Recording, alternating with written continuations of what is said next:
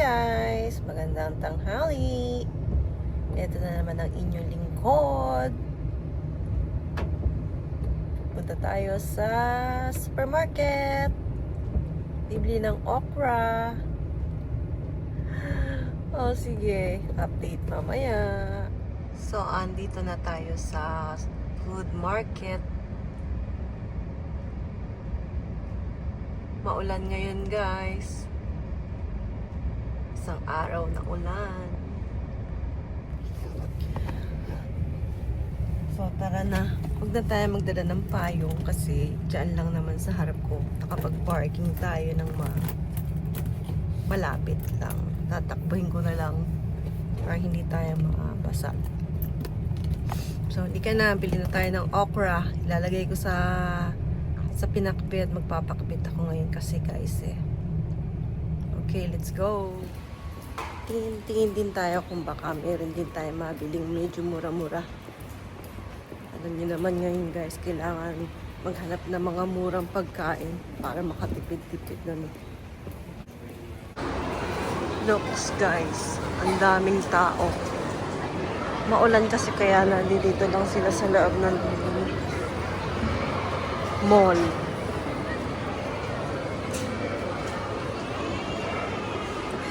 So, tingin-tingin lang kayo dyan, ha? Diyan may Uniqlo, Shoes Plaza.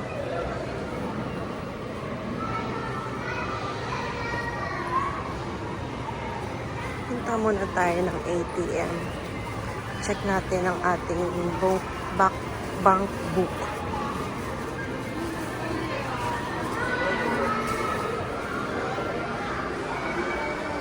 Siyempre, bago tayo bumili ng okra, gala-gala muna ng konti, no?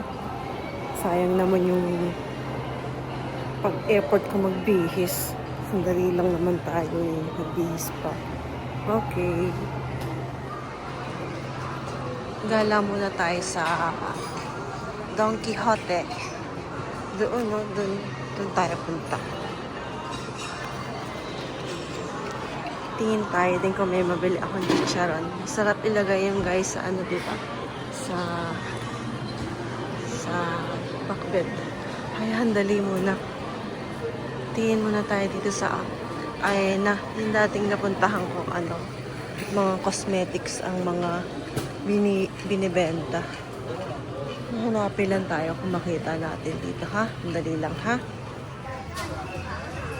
So, guys, nakabili ako ng chicharon dito sa Donkey.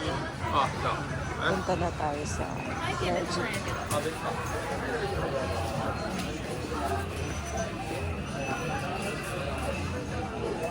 Bayad mo. Paintay tayo. Ano ba sinasabi ko, guys? Okra lang ang bibilin. Ang dami na pambili. Ang mahal ng okra ang bibilin, guys. Grabe. Pero punta na talaga tayo sa okra. Tayo sa bilihan ng mga gulay dito. So, dito tayo sa bilihan ng mga gulay.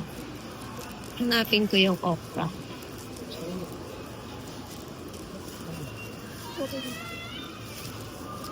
Nasundo si Aling Okra. Hanapin natin yung okra, guys. Yung ang gaganda ng mga orange dito. Abili tayo aspara.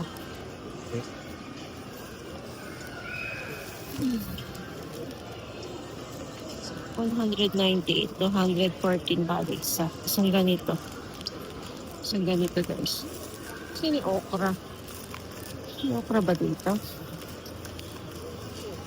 Meron okra dyan. Ano natin okra? Alam mo maganda dito, guys, kasi ang fresh ng mga gulay. Pero yung hinahanap ko, hindi ko makita. Kasi yung hinahanap ko. Ay, hindi ako makita okra.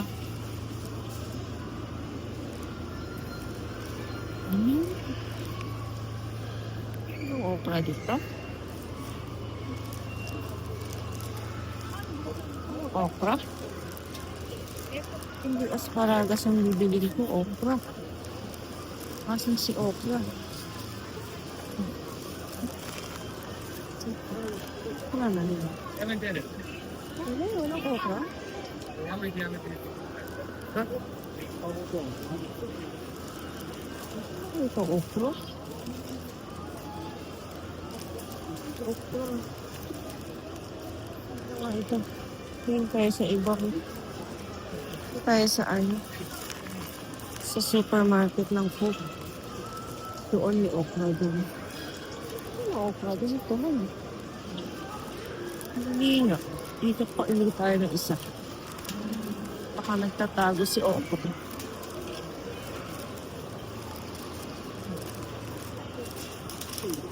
Oh, wala talaga. Wala talaga ako nakita okra.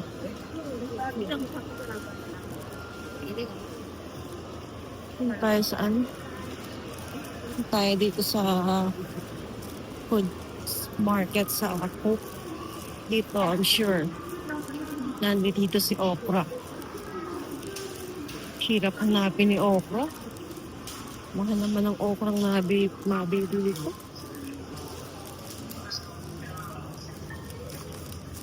Okra lang ang bibili ni okra. Oh, dito rin mas para 100 ay 213 okra dito.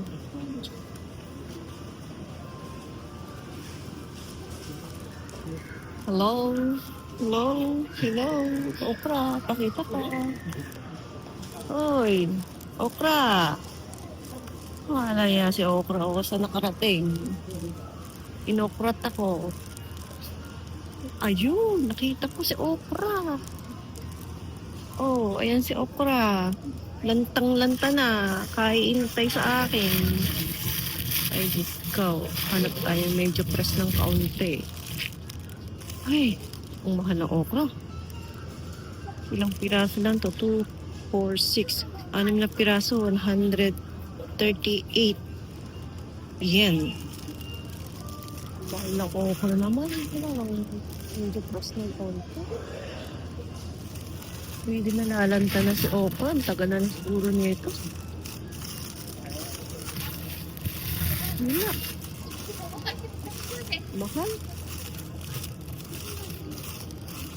Ito na kayong lagyan ng okra. Ang mahal. 2, 4, 6. Walang lagyan ng okra yung aking pakbet. Ano?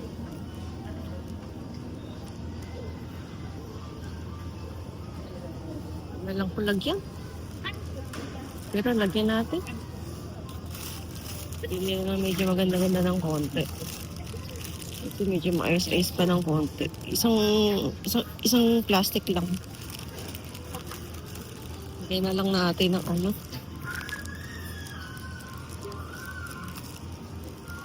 May talong pa ako. Okay lang talaga bibilin ko. Hindi, bibili pa tayo ng ano. Yung asparagas. Lalagay ko sa aking ano, obento. Ito mga ano to eh. Antay ng yung mga ano sa ganyan?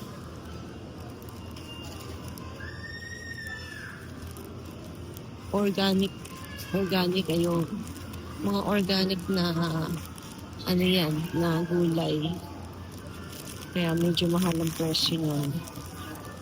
So, ito lang ang bibiling ko at saka yung asparagas.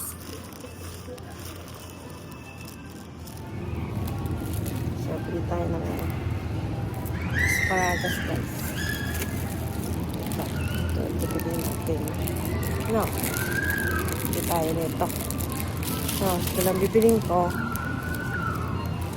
At uuwi na tayo para magluto. Bayaran muna natin, syempre. Luluto na ako ng mga ulam-ulam.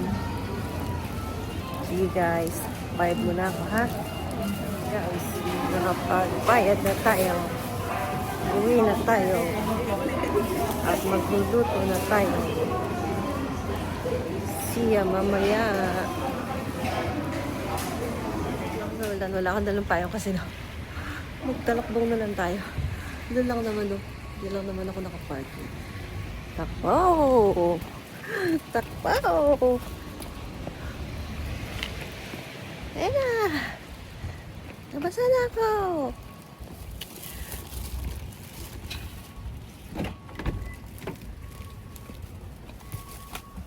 Okay! Lapit lang, di ba? Lapit lang ng parking natin. Okay. Okay naman ako, ha? Update ko kay mamaya sa aking pakbet. Ang hirap bilhin ng okra. Paalang yung okra yan. Sige, mamaya na lang ulit, ha? So, eto na tayo. Mag-start na tayo magluto ng aking pakbet ala neneng. Start na tayo ng gas. Pinitin natin konti. Then, maglagay tayo ng mantika.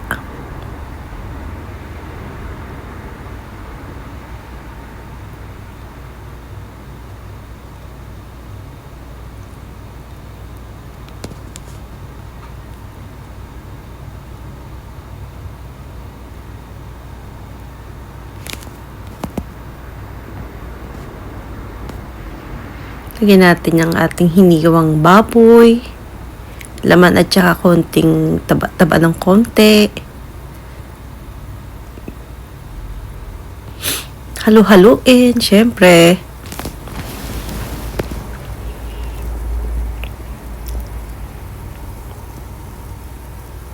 Haluin natin ng haluin. Hanggang mag-brown siya.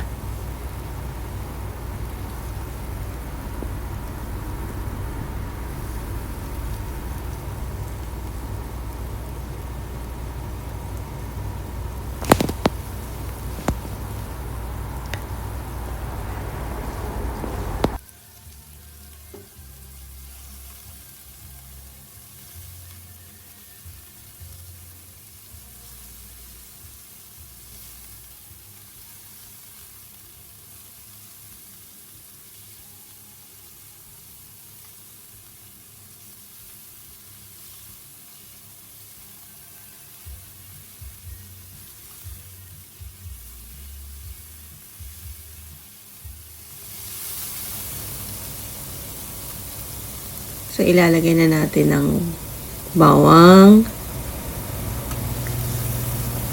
Alam niyo guys, ganyan ako maghiwa ng bawang, sibuyas, kamatis, sinasama-sama ko na sa maniter para hindi na masyadong maraming hugasan.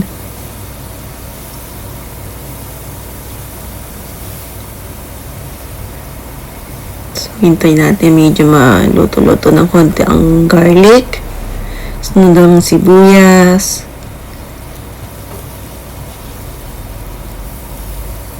Haluin, haluin.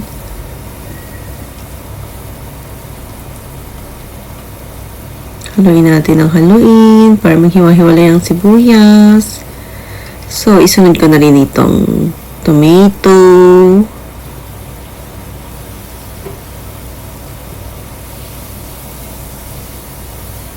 Basta huwag lang kayong titigil ng halo hanggang mahilo. Mahilo ang mga sangkap para sumarap. So, isunod na rin natin ang ating kalabasa. Ngayon, naglagay ako ng kalabasa eh.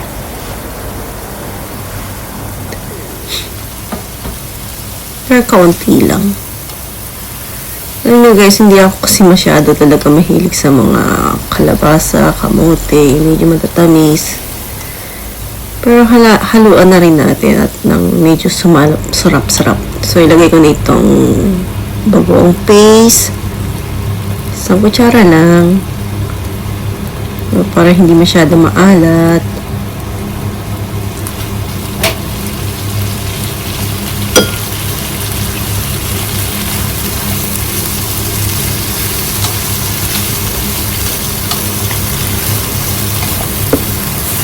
Hindi natin kalimutang haluin ng haluin.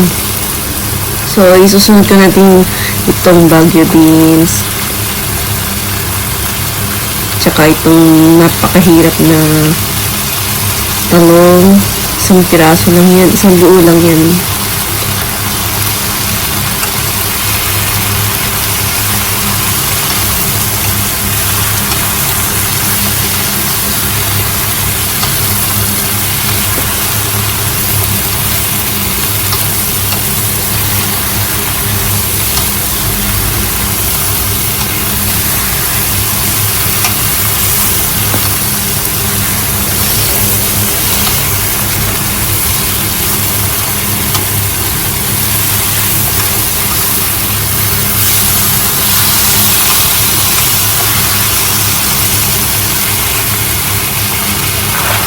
Sama na rin natin ang ampalaya.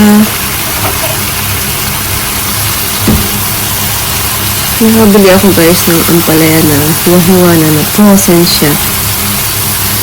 So ito yung nilagay ko.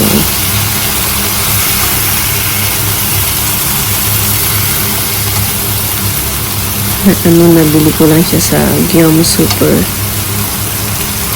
Yung super na yun, supermarket. Mura ang mga bilihin, mga frozen. Pero okay naman siya.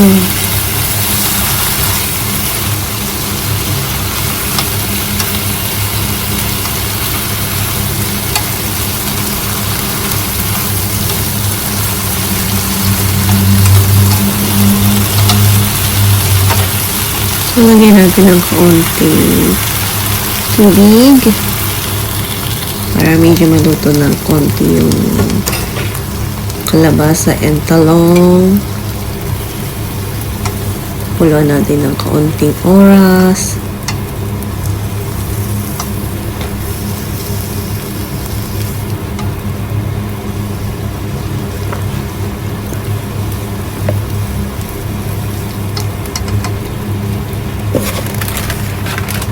So, lagyan ko ng chicharon yung nabili ko kanina. Chicharon. Kunti lang. Nakakalahati lang.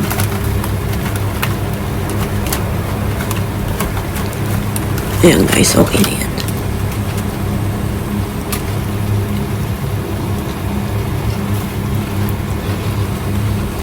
So, haluin natin para medyo absorb ng konti yung chicharon.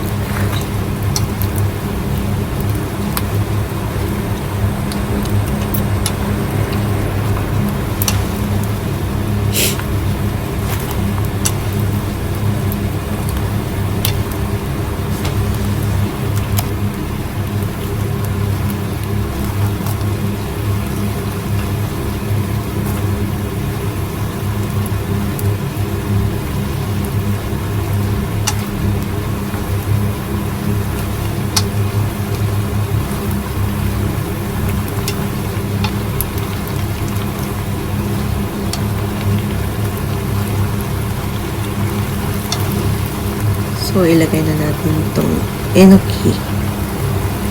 Mushroom din yan, guys.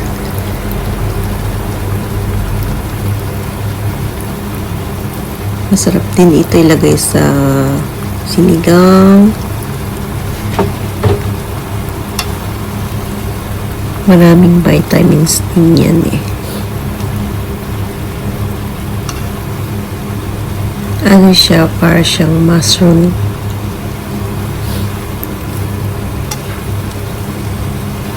Enoki ang tawag, so hindi ko alam kung meron sa atin ito.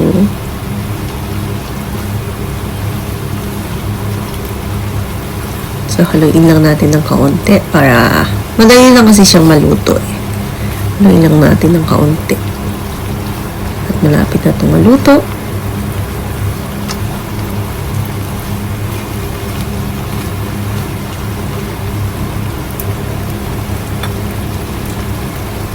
So, lagyan din natin ng kaunting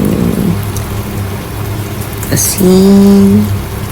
Patagdag ng lasa. Kasi kaunti lang yung bagoong na nilagay ko. Baka medyo matabang ng kaunti. So, tansyahin ko lang ng kaunti, no?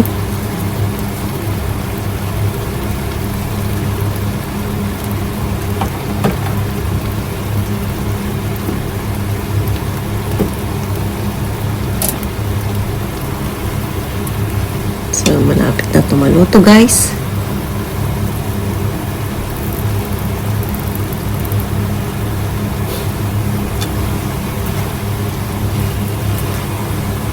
Okay na siguro ito.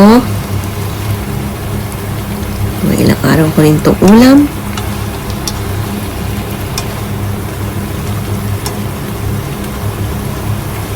Hati-hatiin ko ito. I-fresh ko siya.